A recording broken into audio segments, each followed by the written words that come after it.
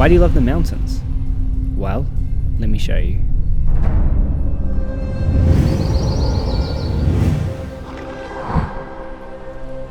I want to tell you about this place.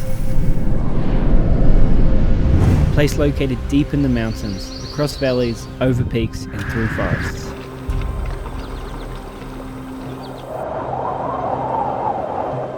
It's a place where those who are willing to push through the discomfort and block out the inner mind will come out on top. A place hidden from all sounds of the city.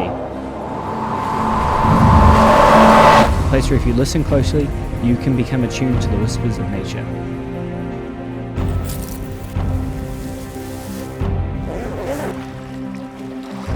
There's so much that we can learn from the mountains. Every experience is different and every peak is unique. But only those willing to seek adventure will experience the reward the mountains have to offer.